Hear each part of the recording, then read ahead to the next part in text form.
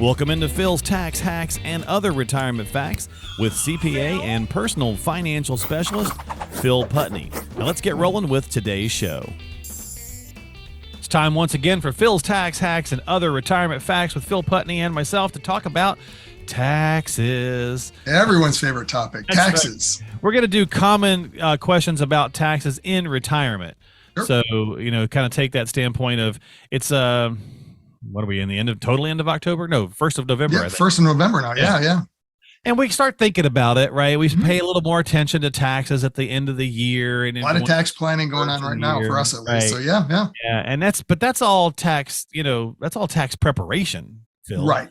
Yep. For the calendar year versus the tax planning, which is really, kind of year over year kind of thing. So I got some most common retirement planning questions about taxes for you to tackle because, you do this sort of thing. Yep, absolutely. Taxes is a big piece of the discussion we talk about. So right. And as a CPA, right? I mean, obviously you've been doing this long time. So I got a couple common ones here I want to go through. Sure.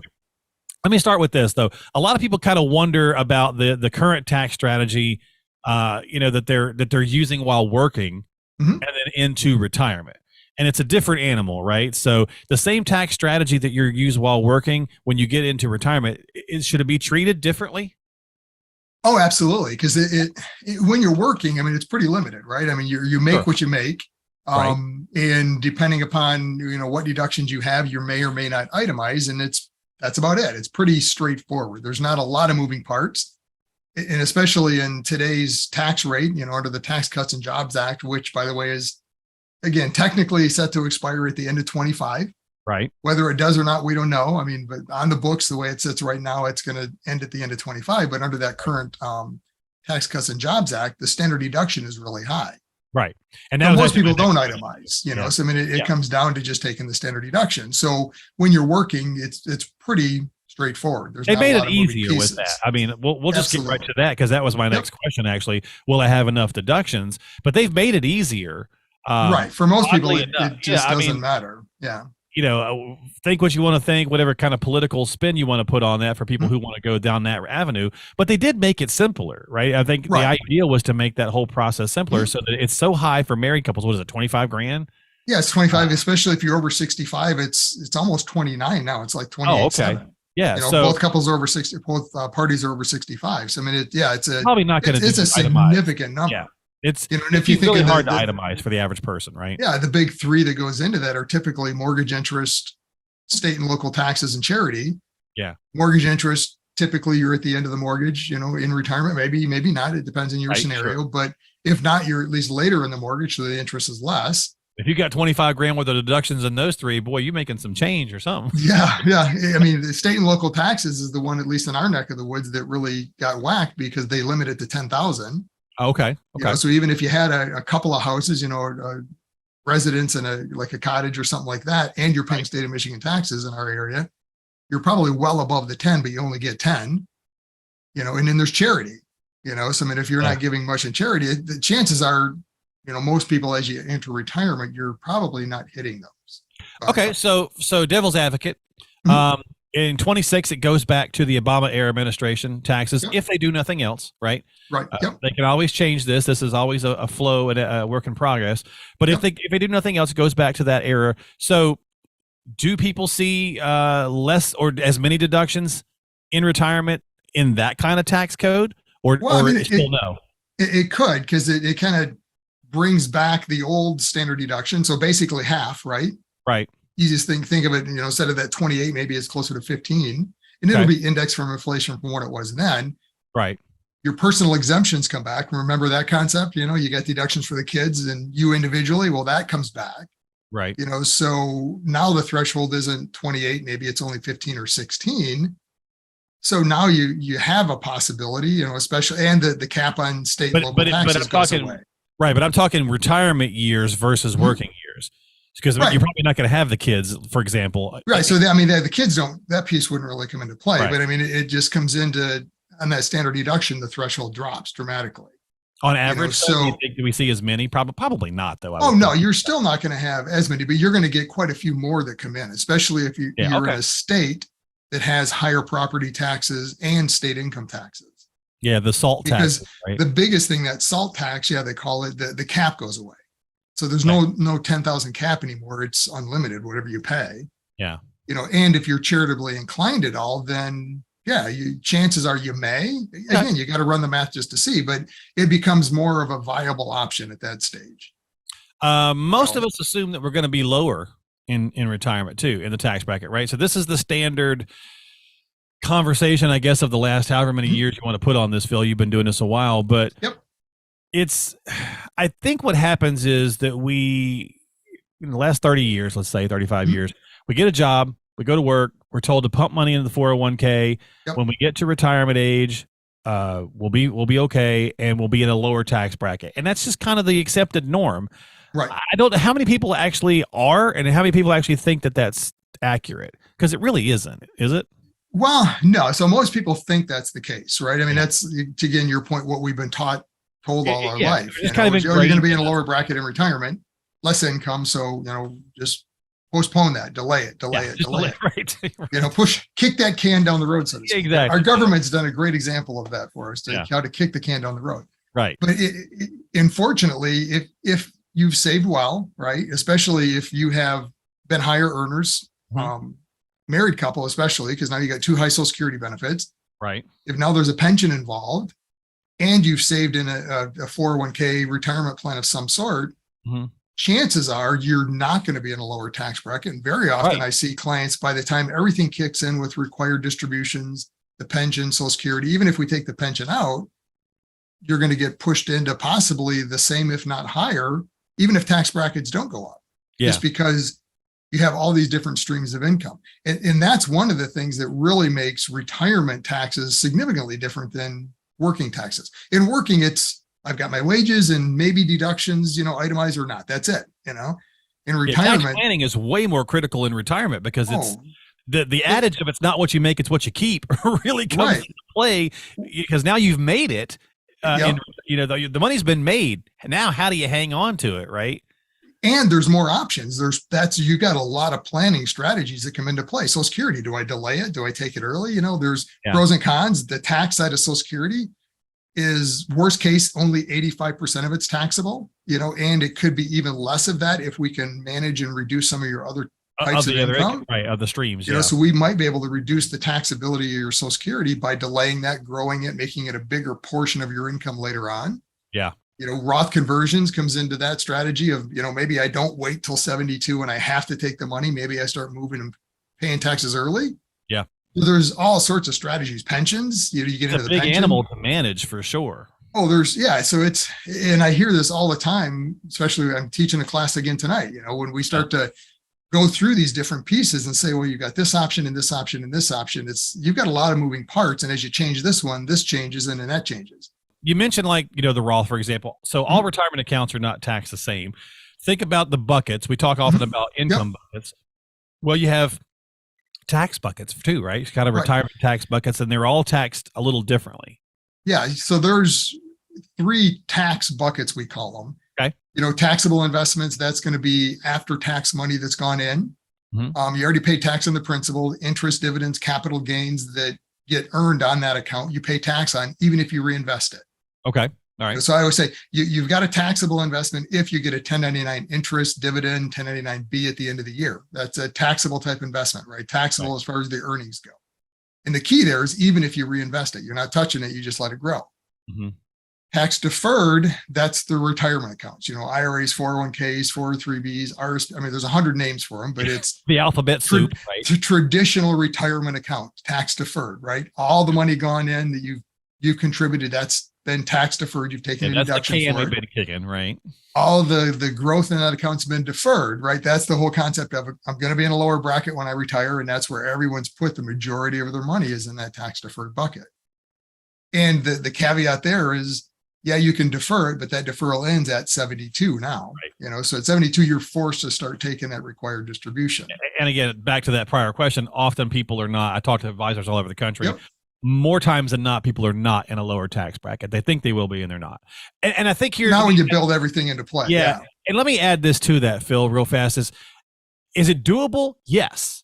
I think the misconception to that is that we think that it's kind of like the inevitability of retirement, that it will just happen. Hey, I arrived at 65 and I'm in a lower tax bracket naturally, right? Yes. And it's like, no, probably not. But with tax planning, the things that you were just talking about, some of the different examples, you can probably get into a lower bracket, but you can't just expect it to happen just kind of given to you. Right. I mean, it's not going to be, there's no way to avoid the tax, right? That's always big. Oh, I want to avoid the tax. Well, I'm sorry. That's management, right? The tax deferred bucket, the agreement you made with the IRS is they would let you defer it to an extent, right?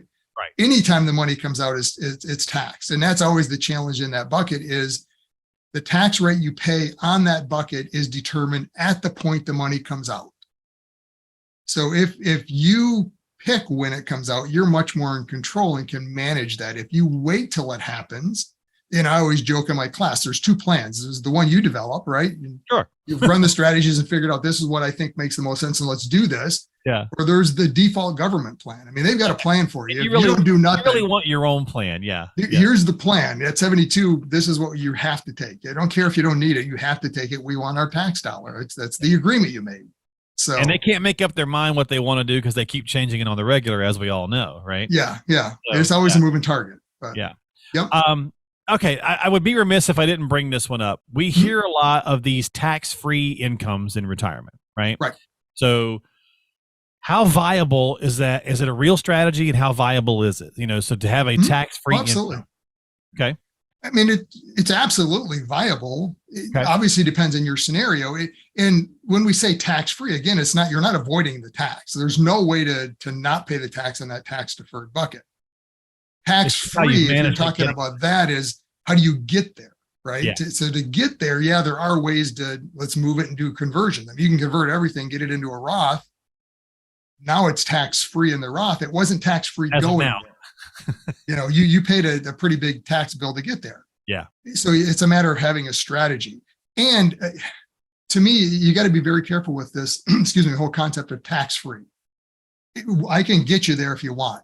I can tell you for a lot of clients, it might not make sense. Okay. Because the tax bill you would have to pay today is going to push you beyond what you might have ever seen in retirement. Yeah. So hitting even if you're managing it, because you definitely don't want to do this wholesale, right? Even if you were doing this incrementally, it could still maybe not be the right fit for you. Right. Yeah. And this is where I see a lot of mistakes being made in tax planning around, Roth conversions and that whole strategy is right. It's the big hype today, right? Oh, taxes are going up. We got to plan for it. Let's do it, and people are paying oftentimes way too much tax, because the way we look at it is I like to map a scenario out to say, okay, if we do nothing and just let this happen, what does it look like? Sure. So now we know the obstacles, right? The targets that somebody's going to be in. Now let's look back and see, well, what does a strategy from a conversion standpoint look like? How much tax does it make sense to pay today at these lower rates? And we're always planning based on if the rates that are on the books stay and they go up like they're supposed to. If that happens, what's the right strategy? So it's a matter of having that plan and running the math to compare pro and con. Maybe tax-free is doable. And I have some clients that it is. It depends on their very scenario to see what kind of a conversion strategy manipulation do we need to do to get you there? And does it make sense? So not just necessarily kind of falling for that marketing hype of saying, have a tax-free income in retirement. And you're like, yes, that sounds great. And that's exactly what it is. It's very often, and we talked about this, the marketing before, but it's a marketing hype. And I have nothing against tax-free. If we can get you tax-free, that's awesome. Right. Let's do it because, the old adage there, the great concept there is that, well, yeah, but if tax rates double and you're in the 0% bracket, it doesn't hurt you. Right. Right. Which is absolutely true. But to get there, if you had to give up so much in taxes because it put you too high in a bracket, maybe it doesn't make sense. And part of the planning process is that looking forward to what taxes might be. Final one here on a common question for taxes, Phil. The income tax-free state kind of conversation, right? As Michiganders, snowbirds, right? A lot of people want to go someplace warm, cool. Florida, for example, gets to be on the radar. But how viable or how effective is it to go, well, I'm going to move to a state that has no income tax, and that's going to help me with my taxes in retirement. My first gut is, if that's the only reason you're moving, Right. It's probably silly because you're going to pay it somewhere, like state taxes, car insurance. What I mean, like, you know what I mean? Like taxes on something is probably going to get you into that same kind of random number. If it's a benefit, sure, but I don't know if I would make it the sole reason I move to a state. No, absolutely. I mean, the old concept of don't let the tax tail wag the dog, so to speak, right? So I mean, don't pick the state of, I'm going to move to Florida because they have no state income tax. That's awesome. Right. Well, okay, understand every state has a tax structure. They have income taxes, potentially. Here's what they have out as options: income taxes, sales tax, property tax. Right. And when you get into sales tax, there's state income or sales tax, and then there's local. Michigan, we have state. We don't have local sales tax. Mm-hmm. You get into Florida, you don't have any state income taxes, but what are your property taxes? What is your sales tax? Oh, and by the way, they do have local sales taxes as well. So depending on the county you're in, so you've got to look at the big picture and factors, and to your point, it can't be the main reason you do it. Do I have clients that change residency? Absolutely. You're a snowbird. It comes down to really having, where do you spend the majority of your time? And it's it's not an easy process. You have to go through and prove, especially in Florida, because they've gotten very, very picky. They got savvy. They got wise. Claiming residence. Yes. Because you've got to prove that, hey, this is my residence. And it's not just, I changed my driver's license, everything's down there, voter's registration, what's your there's utility bills. They want to see the whole gamut. They want to know that this is your residence. Gotcha. So it's a difficult process. Can it be worth it? Sure. We've got clients that we're doing Roth conversions on. Yeah. For them, it makes a lot of sense because they were already kind of on that border of, I'm spending a lot of time there anyways. If I spend just a little more time and qualify. Right. Now, as I'm doing the conversion, I no longer have to pay the state income tax at 4.25%. Yeah. And on $100,000, that's $4,000, True. What is it? Florida, Tennessee, Texas? Yeah. The Florida, Tennessee, Texas are the big ones. Nevada? I think Nevada is another one. Yep. Yeah. So there's a couple. Yeah. And I had to bring that up because, the last year we've seen that mass exodus from California, obviously being the highest one, but also. Right. That's exactly. People are leaving California for that, amongst other reasons. But the snowbird thing certainly makes a lot of sense in this conversation as well. So, I wouldn't recommend making that move just because of that. But I mean, if that is your plan, if you're, that snowbird, or you were just planning on doing that anyways. Yeah. Yeah, I mean, that's one of the pieces to look at. One of the factors when you're going into a new state as a resident, understand how do they get their money? Be proactive when it comes to some of these common retirement planning questions around taxes. And again, Phil's a CPA and a personal financial specialist, been doing this a long time. So if you need some help, reach out to him or any advisor, talk with your advisor, but just make sure that they have that tax side of things as well. A lot of times advisors don't really mess with taxes. They say, well, let's also talk to your CPA. And if they're not doing that, make sure that they're bringing them into the conversation as well. Right. Yeah, for the things that they're doing. So, folks, reach out to him. Give him a call if you need some help. 248-888-7530. It's on the screen if you're watching. 248-888-7530. Or stop by the website, philstaxhacks.com. That's the podcast website, but it'll also link you back around. But you can also, lots of good tools, tips, and resources. Subscribe to the show, all that good kind of stuff. And we will see you next time. For Phil Putney, I'm Mark Killian. We'll catch you later on Phil's Tax Hacks and other retirement facts. Investment advisory services offered through AFS Wealth Management. The content of this program is provided for informational purposes only and is not a solicitation or recommendation of any investment strategy. Investments and/or investment strategies involve risk, including the possible loss of principal. There is no assurance that any investment strategy will achieve its objectives.